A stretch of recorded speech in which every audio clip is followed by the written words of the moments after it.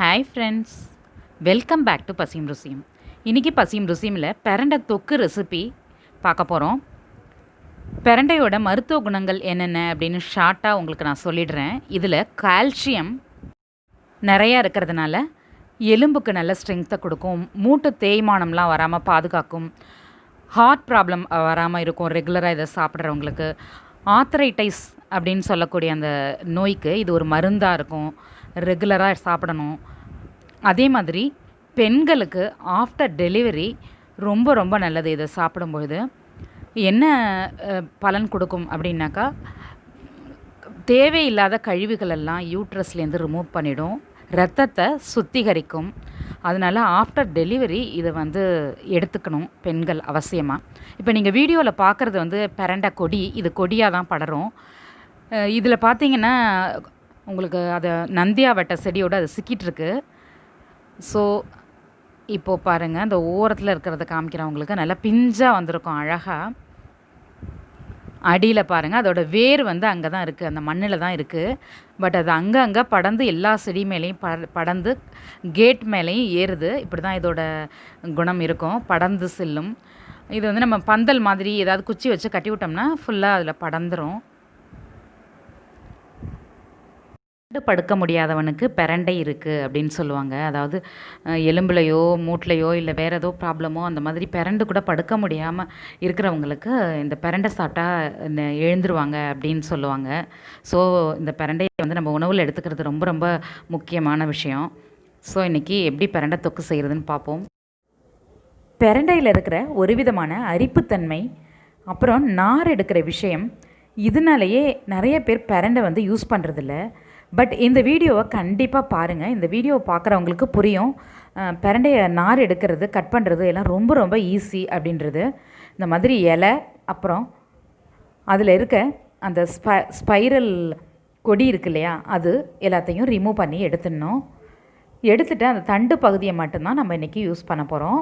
இந்த இலையில், தண்டில், எல்லாத்துலேயும் இன்னும் நிறைய ரெசிபி செய்யலாம். இலையில கூட நம்ம தொக்கு செய்யலாம், துவையல் அரைக்கலாம். ஸோ அதெல்லாம் இன் ஃப்யூச்சரில் நான் உங்களுக்கு வீடியோ போடுறேன். இப்போ அந்த தண்டில் இந்த கரும்பில் இருக்க கணு மாதிரி இருக்கிற பார்ட்டை ரிமூவ் பண்ணிடணும். ஒவ்வொரு இடத்துலையும் இடையில கணு மாதிரி இருக்குல்ல, அதில் அந்த பார்ட்டை மட்டும் கட் பண்ணி வெளியில் எடுத்துகிட்டு, மீதி பார்ட்டில் 4 எட்ஜஸாக இருக்கும் இல்லையா, பீஸாக எடுக்கும்போது அந்த எட்ஜஸில் ஒரு ப்ரொஜெக்ஷன் இருக்கிற மாதிரி இருக்கும். அதில் நம்ம கையை வச்சு அப்படி இழுத்தோன்னா நார் வந்துடும். அழகாக இருக்குது பாருங்கள் அந்த ஸ்பைரல். இப்போ பாருங்கள் எப்படின்னு நான் காமிக்கிறேன் உங்களுக்கு. இந்த மாதிரி பிஞ்சு பிரண்டையாக வாங்கிக்கணும் நீங்கள். கொஞ்சம் முத்துனது அப்படி இருந்துச்சுன்னா ரொம்ப அரிப்பு எடுக்கும். அதே சமயத்தில் கையிலலாம் ஒரு மாதிரி பழுத்த மாதிரி ஆகிடும். இதுதான் ஈஸியாகவும் இருக்கும், ஸ்ட்ரென்த்தும் கூட. ஸோ இந்த மாதிரி கொஞ்சம் பிஞ்சாக வாங்கிக்கோங்க. இன்னும் கொஞ்சம் முத்தலாக வேணால் கூட இருக்கலாம், பட் ரொம்ப முத்தலாக இருக்கக்கூடாது. பாருங்கள், இந்த மாதிரி எட்ஜஸ்லேருந்து நேராக வரும், ஸ்ட்ரைட்டாக வரும் நார். ஸோ இதை கட் பண்ணிக்கலாம். இப்போ பாருங்கள், இன்னொரு பீஸ் எடுத்து உங்களுக்கு நான் எக்ஸ்பிளைன் பண்ணுறேன். இந்த ஓரத்தில் நார் எடுத்ததெல்லாம் அந்த மாதிரி கட் பண்ணிக்கலாம். ஓரத்தில் இருக்க கணு அந்த பார்ட்டை கட் பண்ணிவிட்டு, 4 சைட்லேயும் ப்ரொஜெக்ஷனாக இருக்கு இல்லையா, அங்கே லைட்டாக கிள்ளி அப்படியே இழுத்தோன்னா நீட்டாக வந்துடும் நார். அழகாக வருது பாருங்கள். இது ஓரளவுக்கு பிஞ்சாக இருந்தால் தான் பாசிபிள், இல்லைன்னா இன்னும் நிறைய நார் இருந்துக்கிட்டே இருக்கும். அது ரொம்ப மெயின்டைன் பண்ணுறது, எடுக்கிறது ரொம்ப கஷ்டம். அதேமாரி துவையல்ல கூட அந்த நார் தன்மை தெரியும். ஸோ ரொம்ப அந்த மாதிரி முத்தெல்லாம் எடுக்காதீங்க, கொஞ்சம் பிஞ்சாகவே யூஸ் பண்ணிக்கோங்க. இது ஒன்ஸ் நீங்கள் பண்ணிட்டீங்கன்னா அப்புறம் ஈஸி. இந்த வீடியோ பார்த்தீங்கனாலே உங்களுக்கு புரிஞ்சிடும், நீங்கள் செய்ய ஆரம்பிச்சிருவீங்க. ஸோ பாருங்கள், ரொம்ப ஈஸியாக நம்ம ஒரு பீஸை கட் பண்ணிட்டோம். இதை மாதிரி எல்லா பீசஸையும் கட் பண்ணி எடுத்துக்கலாம். அதில் இருக்க நாரையும் நமக்கு தெரிஞ்ச வரைக்கும் கையால் ரிமூவ் பண்ணி எடுத்துக்கலாம். ரொம்ப ரொம்ப ஈஸி இது. இன்னொன்று, அரிக்காமல் இருக்கிறதுக்கு என்ன ஒரு டிப்ஸு அப்படின்னாக்கா, நீங்கள் பிரண்டையை பறிச்சோன்னையோ அல்லது வாங்கிட்டு வந்தோன்னையோ ஃப்ரிட்ஜில் க்ளீன் பண்ணி ஃப்ரிட்ஜில் ஒரு 1/2 hour வச்சுருங்க. இந்த 1/2 hour வச்ச பிறகு எடுத்து நீங்கள் அறியும் போது கையில் அரிப்பு தெரியவே தெரியாது. சுத்தமாக அந்த குத்துற மாதிரி இருக்கும், இல்லைன்னா அது தெரியவே தெரியாது நீங்கள் ஃப்ரிட்ஜில் வச்சு எடுத்திங்கன்னா. ஸோ அந்த மாதிரி பண்ணுங்கள். பாருங்கள், 4 சைடும் எடுத்தாச்சு. இப்போ கட் பண்ணுறதுக்கு ரொம்ப ஈஸியாக இருக்குது. குட்டி குட்டியாக கட் பண்ணிக்கலாம். இதுதான் சிம்பிள் மெத்தட். இதை கண்டிப்பாக ஃபாலோ பண்ணுங்கள். இந்த பிரண்டை வந்து ஒரு மருந்து மாதிரி எல்லாம் யாரும் நினைக்க வேண்டாம், சாப்பிடாதவங்களுக்காக நான் சொல்கிறேன். இது ரொம்ப சூப்பராக இருக்கும், டேஸ்ட்டாகவே இருக்கும். நம்ம சாப்பிட ஆரம்பித்தோன்னா நிறைய செய்வோம், நிறையா செஞ்சு சாப்பிடணுன்ற ஒரு ஆர்வம் நமக்கு வரும். ஸோ பாருங்கள் எவ்வளோ அழகாக வருது பாருங்கள், அந்த நார் வந்து அழகாக உரிக்க வருது. அப்படியே நீட்டாக கம்ப்ளீட்டாக எடுத்துகிட்டு கட் பண்ண வேண்டியது தான். ரொம்ப ஈஸி, ரொம்ப சிம்பிள். ஸோ நீங்கள் அவாய்ட் பண்ணிடாதீங்க. அதுக்கு தான் திருப்பி திருப்பி சிம்பிள்னு காமிக்கிறேன். கண்டினியூஸாக நீங்கள் வந்து இதை யூஸ் பண்ணோம், அதான் என்னோடய ஆசை.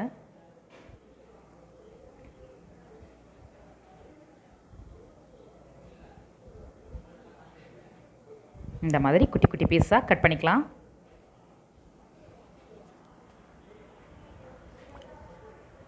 இந்த மாதிரி குட்டி குட்டி பீஸாக எல்லாத்தையும் கட் பண்ணிட்டேன். இப்போ நம்ம வதக்க போகிறோம். ஸ்டவ் ஆன் பண்ணி பாத்திரத்தில் 2 ஸ்பூன் நல்லெண்ணெய் சேர்த்துருக்கேன். அதில் இந்த கட் பண்ணி வச்ச பிரண்டையை சேர்த்து நம்ம நல்லா வதக்கி எடுக்க போகிறோம். நல்லெண்ணெய் தான் கண்டிப்பாக யூஸ் பண்ணணும். சூடு நல்லா ஏறிட்டு தொடர்ந்து நல்லா வதக்கலாம். ஒரு 5 மினிட்ஸ் ஆச்சு. இந்த மாதிரி லைட்டாக கலர் சேஞ்ச் ஆகிருக்கு. இப்போது இந்த டைமில் இன்னும் ஒரு 2 ஸ்பூன் நல்லெண்ணெய் ஆட் பண்ணி திரும்பவும் நம்ம வதக்கலாம். நல்லா கலர் சேஞ்ச் ஆகணும், அந்தளவுக்கு வதக்கணும். கொஞ்சம் கலர் சேஞ்ச் ஆகிருக்கு. அடுப்பை சிம்மில் ஹையில் இப்படி மாற்றி மாற்றி வதக்கிட்டே இருக்கலாம். இன்னும் ஒரு 5 மினிட்ஸில் இது ரெடி ஆகிடும். இந்த மாதிரி பாயில் பண்ண கொத்தவரங்காய் மாதிரி கலர் சேஞ்ச் ஆகிற அளவுக்கு வதக்கி எடுத்துடலாம்.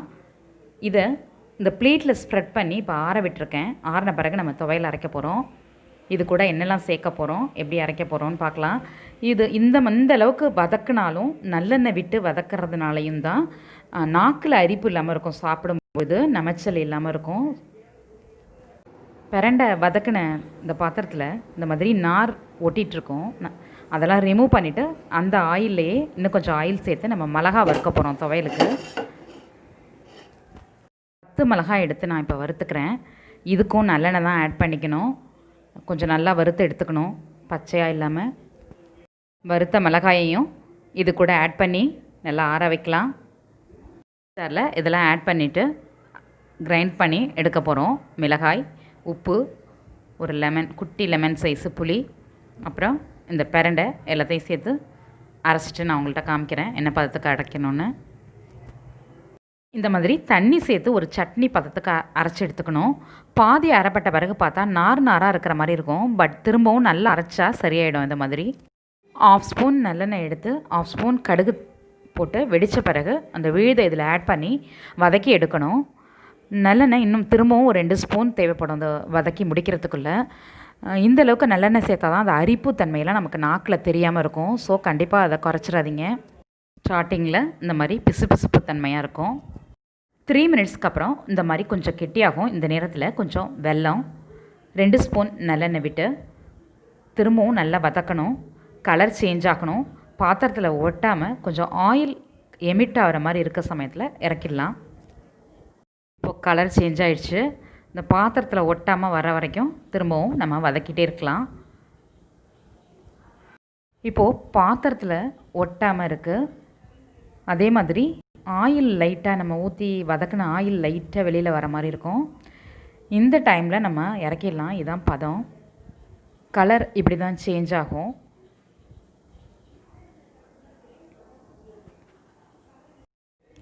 ரெடி ஆகிடுச்சு, இறக்கிடலாம். இப்போ இதில் நிறைய ஆயிலெலாம் ஊற்றி வதக்கியிருக்கிறதுனால நம்ம சாப்பிடும்பொழுது ஆயில் ஊற்றிக்கணும்னு அவசியம் இல்லை. ஒயிட் ரைஸில் போட்டு சாப்பிட்லாம், சூப்பராக இருக்கும். எல்லா வெரைட்டி ரைஸுக்கும் இது சைடிஷ்ஷாக சூட் ஆகும்.